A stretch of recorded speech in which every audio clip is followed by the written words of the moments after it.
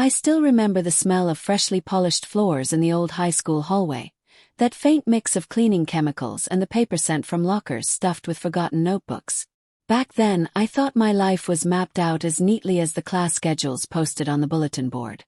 I was just another awkward teenager trying to blend in. Baggy hoodies, scuffed sneakers, hair that I never managed to style the way I wanted. Nothing about me stood out, and I liked it that way. But everything shifted the day she looked at me across the cafeteria and said, "I have an idea that might change your life."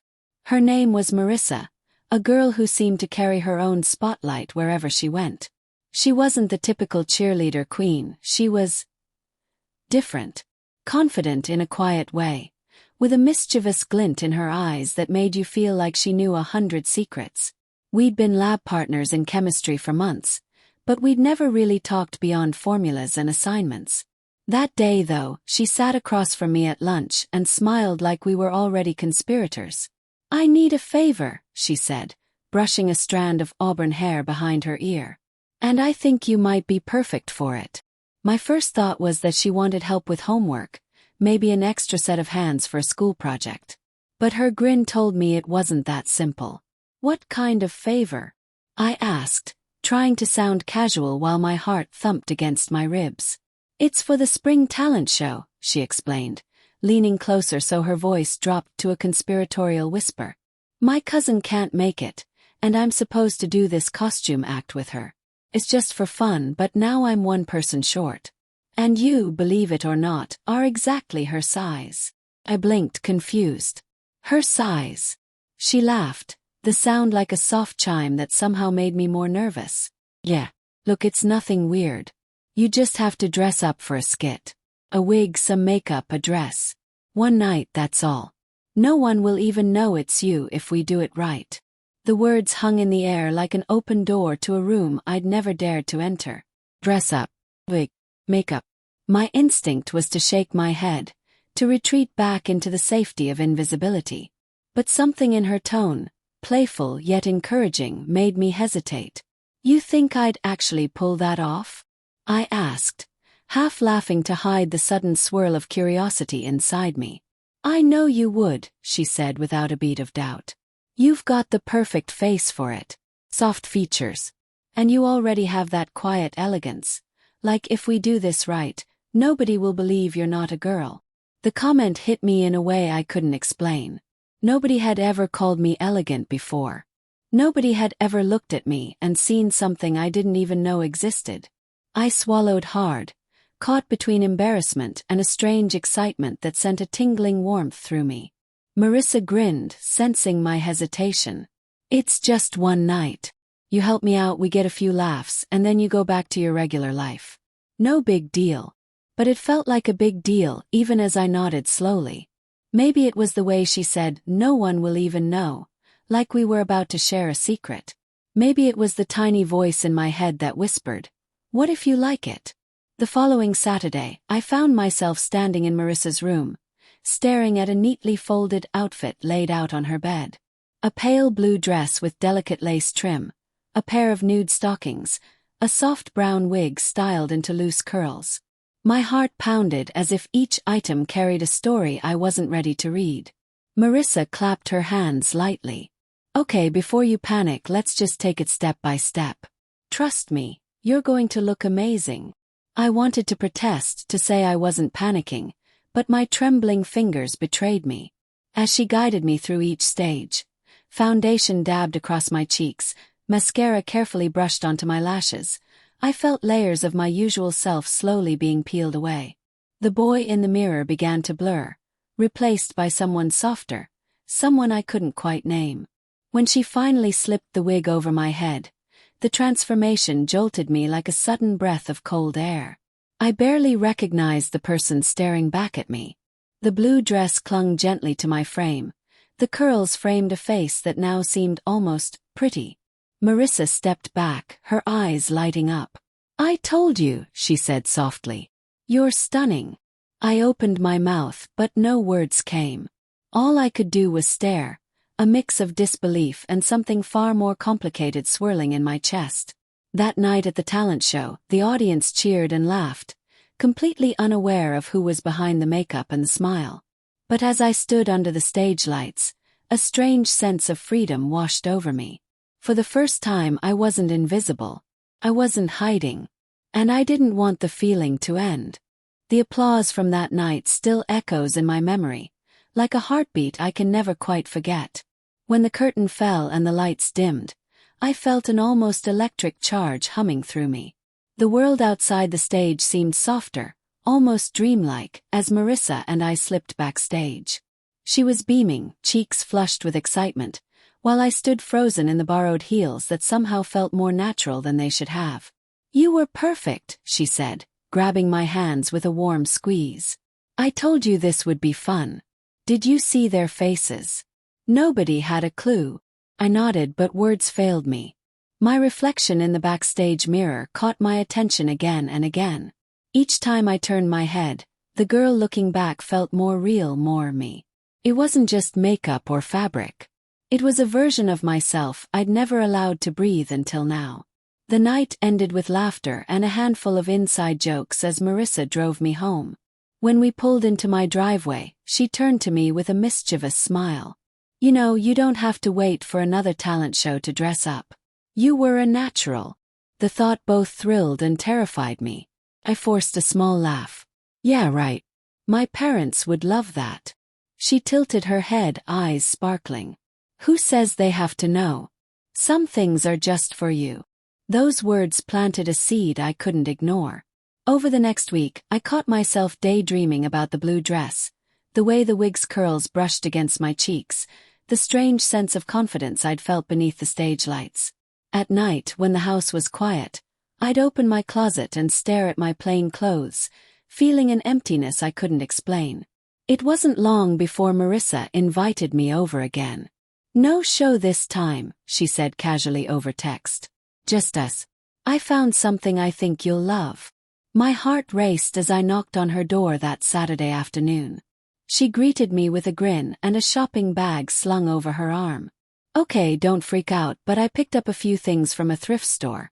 Thought we could experiment a little."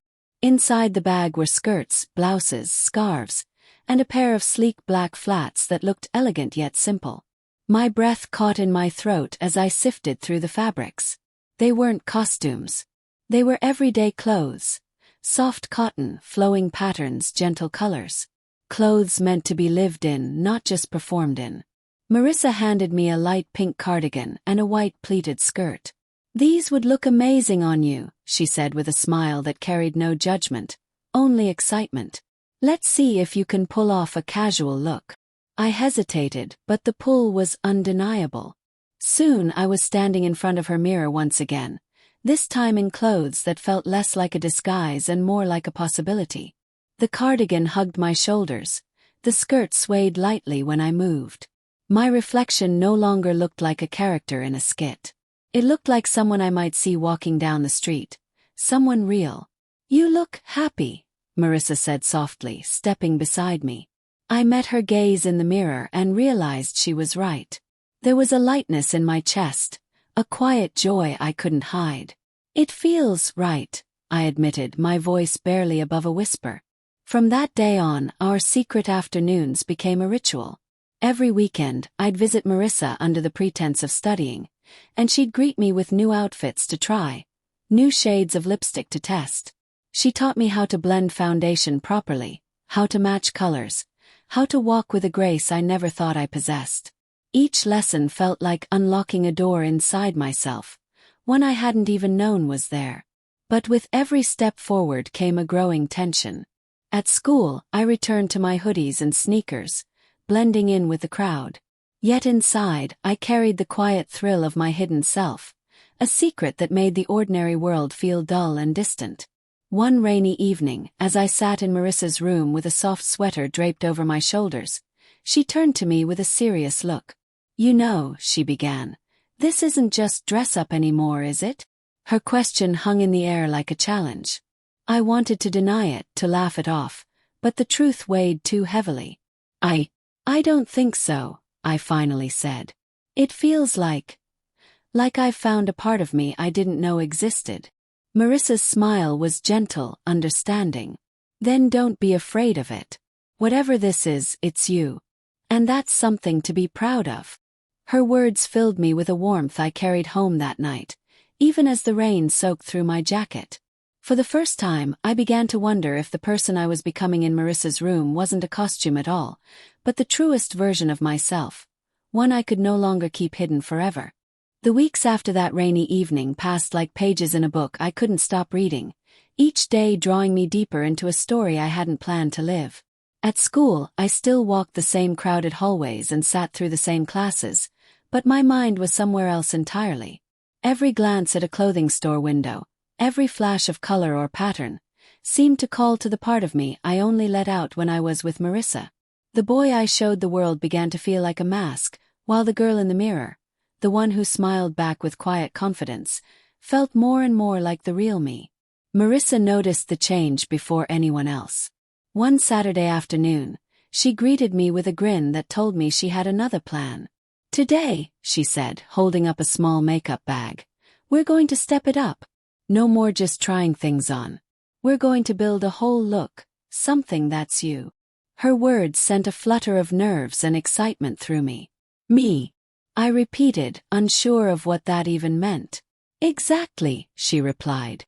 "Not a character, not a costume. Izu. Let's find out who that is."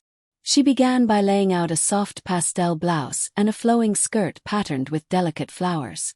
The fabrics felt light and welcoming under my fingertips. As I slipped into the outfit, a sense of calm settled over me, as though the clothes were not just garments but an embrace. Marissa worked patiently with the makeup, explaining each step as she brushed foundation across my skin and added a hint of color to my lips. "The goal isn't to hide who you are," she said, her voice steady and warm. "It's to show it." When she finally handed me the mirror, my breath caught in my throat. The reflection staring back was neither the boy I'd been nor the exaggerated performer from the talent show. This was someone softer, subtler, and yet unmistakably alive. My eyes sparkled in a way I'd never seen before, and the slight curve of a shy smile seemed to belong to a person who had been waiting patiently to emerge. "Now that," Marissa said with a proud nod, "is beautiful."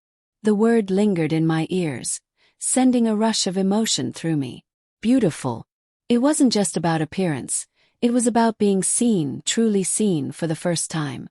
But with this new sense of self came an equally powerful fear. The more I embraced this side of me, the more I worried about the world outside Marissa's room. What if someone at school found out? What if my parents discovered the clothes hidden in the back of my closet? The thought of their confusion, their judgment, pressed heavy on my chest. Marissa must have sensed my unease. "Hey," she said gently, placing a reassuring hand on my shoulder. "You don't have to figure everything out today. What matters is how you feel. No one can take that from you." Her words were like a lifeline, pulling me back from the edge of panic. I nodded, grateful but still tangled in questions I couldn't yet answer. As spring turned to summer, our secret world grew richer. We spent long afternoons experimenting with styles, casual jeans paired with soft blouses, sundresses that caught the breeze, even simple sweaters that made me feel quietly elegant. Each outfit became a small declaration of identity, a step toward a truth I was only beginning to understand. One evening, Marissa surprised me with an idea that made my heart leap. "Let's go out," she said, her eyes gleaming. "Out," I repeated, startled. "Just a walk. Nothing big. There's a little cafe a few blocks away. It's quiet this time of day. We'll keep it simple. No stage lights, no audience. Just you as you are." The thought filled me with equal parts terror and exhilaration. I had grown comfortable in the safety of her room, but the world beyond felt like uncharted territory. What if someone stared? What if they knew? Marissa squeezed my hand. "You don't have to, but I think you're ready. And I'll be right there with you." After a long, trembling pause, I nodded. "Okay." We chose a soft summer dress that moved easily when I walked, paired with simple sandals. As we stepped outside, the late afternoon sun painted the streets in warm gold. Every sound, the rustle of leaves, the distant hum of cars, felt sharper, more alive. My heart raced with every step, but alongside the fear was a quiet thrill, like stepping into a story I had only imagined. When we reached the cafe, Marissa led the way to a small table by the window.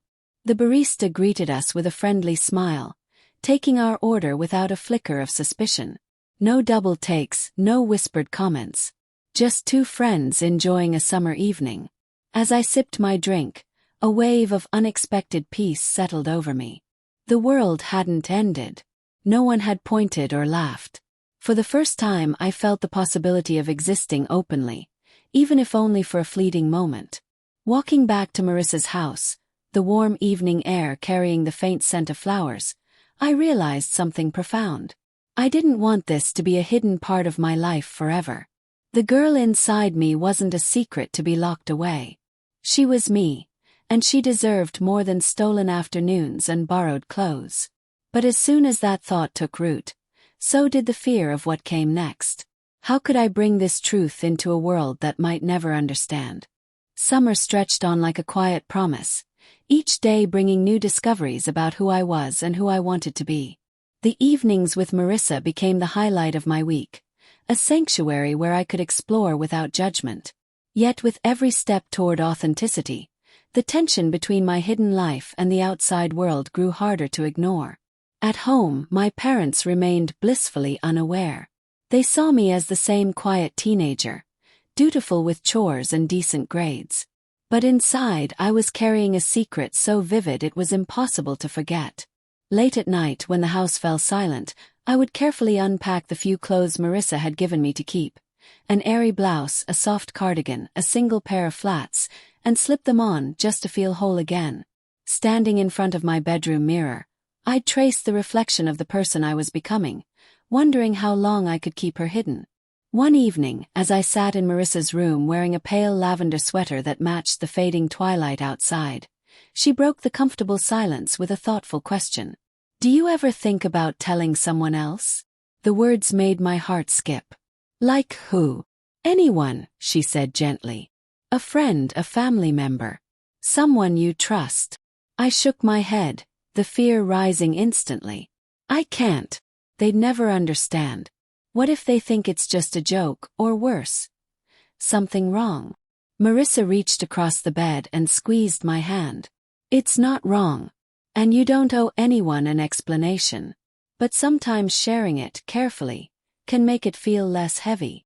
Her kindness stirred something in me, but the thought of revealing this part of myself felt like stepping off a cliff. I wasn't ready. Not yet. Instead, we focused on smaller acts of courage. We began taking short evening walks around her neighborhood, each time a little farther, each time with me dressed as the person I truly felt inside. The first few outings were nerve-wracking, every passing car making my stomach twist. But gradually, the fear gave way to a strange, exhilarating freedom. I began to notice little things. The way the breeze played with the hem of a skirt, the gentle rhythm of my footsteps in flats, the quiet confidence that came from simply existing without disguise. One Saturday, Marissa surprised me with a trip to a small boutique on the edge of town. "It's quiet," she assured me. "The owner is a friend of my aunt. Super chill. We can just look around. No pressure to buy anything." Walking into the boutique felt like stepping into another universe. Racks of dresses, shelves of shoes, displays of jewelry, all arranged in a warm, welcoming space that smelled faintly of vanilla and fresh fabric. My heart pounded as I browsed, fingertips brushing against silks and cottons that seemed to whisper possibilities. Marissa nudged me toward a light green sundress. "This would look incredible on you," she said with an encouraging smile. I hesitated, then took it to the fitting room.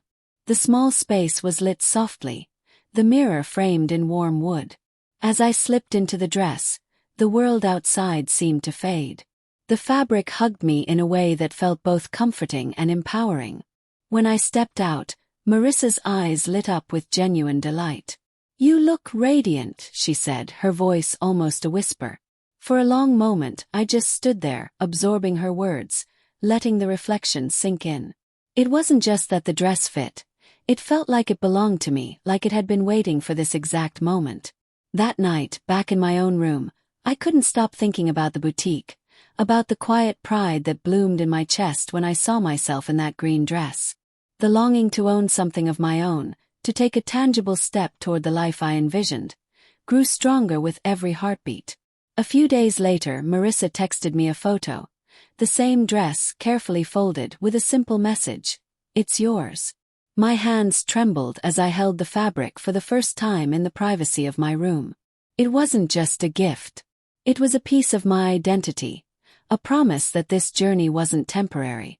But with the joy came an undeniable realization. I couldn't hide forever. The person I was becoming needed more than secret walks and whispered affirmations. She needed space to exist fully, even if the world wasn't ready. That thought stayed with me as senior year approached. The first day of school loomed like a storm cloud, bringing with it the familiar routines and the unspoken rules of who I was supposed to be. Yet beneath the surface, a quiet determination took root. I couldn't go back to pretending. Not after everything I'd discovered. Marissa sensed it too. One late August evening, as we sat on her porch watching the sun sink into the horizon, she turned to me with a steady gaze. "Whatever you decide this year," she said softly, "just remember, you don't have to hide from yourself. Not anymore." Her words lingered like a gentle echo, both comforting and daunting. I didn't know exactly what the next step would be, but I knew I couldn't keep living only in borrowed moments. The world outside was waiting, and for the first time, I felt the quiet courage to meet it, one deliberate step at a time. Senior year began like any other, with crowded hallways buzzing with restless energy, lockers slamming shut, and teachers repeating the same familiar rules. But for me, everything felt different. Beneath the ordinary rhythm of school life, a quiet resolve pulsed with every step I took. I wasn't the same person who had nervously agreed to a talent show skit months ago. I carried within me a truth I could no longer ignore, a truth stitched into every soft blouse, every gentle shade of lipstick, every step I'd taken in Marissa's world. Still, I wasn't ready to reveal it openly. I chose small acts of bravery instead. A bracelet hidden under my sleeve. A light touch of moisturizer that gave my skin a faint glow. Subtle choices that no one else noticed, but that anchored me to the person I was becoming. Marissa remained my anchor through it all. Our weekend rituals continued, though they now carried a deeper sense of purpose. She no longer needed to guide me through each outfit or makeup step. I had begun to find my own preferences, my own style. Together, we celebrated every small victory. The first time I chose a lipstick color without hesitation, the evening I confidently adjusted a skirt in public without panicking, the quiet moments when I looked in the mirror and saw someone whole staring back. One crisp autumn afternoon, Marissa suggested something that made my heart race. "What if you wore something subtle to school? Nothing obvious, just something small. Something that's yours." The idea both thrilled and terrified me. Like what? A necklace, maybe? Or a hair clip? Something only you will truly understand. After a long pause, I agreed. The next morning, I slipped a thin silver chain around my neck before leaving the house. It was simple, barely noticeable, but to me it felt monumental. All day, as I navigated classes and conversations, the necklace rested against my skin like a secret heartbeat, a quiet declaration that the person inside me was no longer willing to be forgotten. No one commented. No one stared. And yet, walking home that day, I felt more alive than I had in years. It wasn't about others noticing, it was about me noticing, about choosing to exist on my own terms. As the year progressed, I found more ways to honor my true self. I began writing in a journal, documenting each step of the journey. The first time I wore the green sundress on a solo walk, the night I stood in my room and whispered my chosen name to the empty air, the moments of doubt and fear that still crept in but no longer controlled me. Each entry became a thread in the tapestry of a life I was carefully, deliberately creating. The day of graduation arrived like a long-awaited sunrise. Standing in line with my classmates, wearing the standard cap and gown, I felt the weight of every hidden moment, every quiet transformation. When my name was called and I crossed the stage, I carried more than a diploma. I carried the strength of every secret afternoon in Marissa's room, every whispered affirmation, every quiet victory that had led me here. After the ceremony, Marissa found me in the crowd, her smile bright and proud. She handed me a small wrapped box. Inside was a delicate pendant shaped like a tiny star. "For the next chapter," she said softly. "A reminder that you get to define your own path." I hugged her tightly, overwhelmed by gratitude. She had given me more than clothes or makeup. She had given me the courage to see myself, to believe that my identity was not a phase or a costume, but a truth worth embracing. In the years that followed, that truth only deepened. College gave me space to explore more openly, to build friendships with people who accepted me without question. I began collecting clothes that reflected my style, soft sweaters for quiet days, bold prints for moments of celebration.